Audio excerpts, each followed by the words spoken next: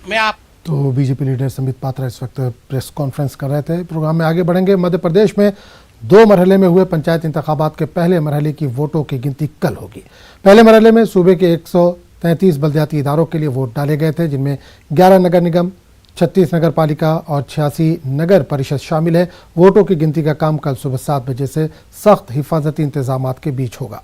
पहले मरहले में 61% वोटिंग दर्ज की गई थी, जिसमें से ज्यादा 83.7% वोटिंग रतलाम में और सबसे कम 51% वोटिंग भोपाल में दर्ज की गई थी। राजधानी भोपाल में मेयर के साथ 85 वार्ड काउंसलर के लिए भी वोटों की गिनती होगी। भोपाल के कदीम जेल को स्ट्रांग रूम बनाया गया, जहां वोटों की गिनती का अमल मुकम्मल किया जाएगा। स्टेट इलेक्शन कमीशन ने वोटों की गिनती के लिए पुख्ता सिक्योरिटी इंतजाम किए हैं।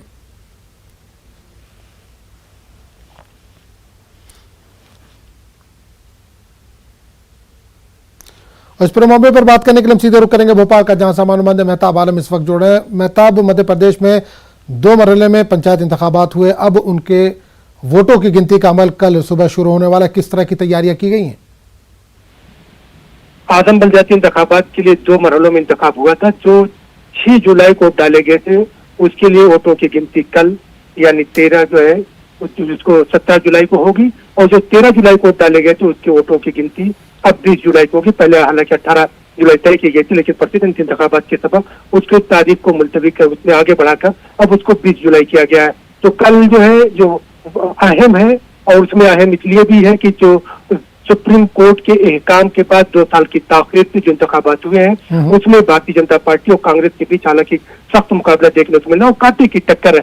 लेकिन राजधानी भोपाल में जहां पर तमाम जो इदारे हैं, खुद इलेक्शन कमीशन है, और वहां पर 51% वोट ही बहस पड़ना, जो सबसे कम वोट पड़ा है, उसको लेकर लोगों में तशवीश है। तशवीश इस बात की भी है क्योंकि इलेक्शन कमीशन के जरिए जिस तरह के इंतजाम किए थे, लोगों के पास जो है वो पर्ची नहीं पहुंची, जिससे लोग वोट बड़ी तादाद में वोट नहीं डाल पाए।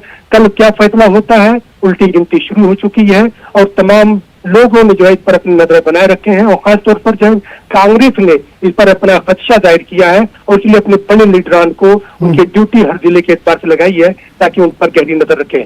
बिल्कुल मेहताब, इलेक्शन तो लोकल बॉडीज का था, पंचायत का था, लेकिन तैयारियां जिस तरह से की गई थी दोनों पार्टियों की, जो बड़ी पार्टियां उनकी तरफ से कि एक असेंबली का इलेक्शन जिस तरह से होता है उस तरह से कैंपेनिंग की गई थी इसकी।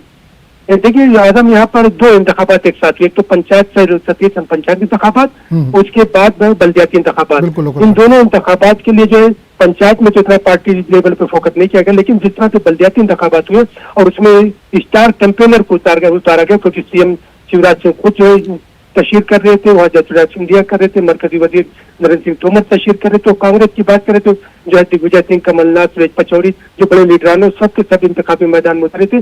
और इसके क्योंकि जो मकामी जो बल्दिया है, जो शहरी इंतखाबात, उससे जो है एक तैयारी है और मैसेज देने की कोशिश है कि आइंदा साल 2000 जो उसमें जो इंतखाबात पार्लियामेंट उसका असेंबली का होगा, उस इंतखाबात में 2023 में किस तरह की तैयारी करनी है, कहाँ पर कमी रहेगी और कहाँ पर हमें फोकस करना है, इस पर दोनों पार्टियों की नजर बनी हुई है।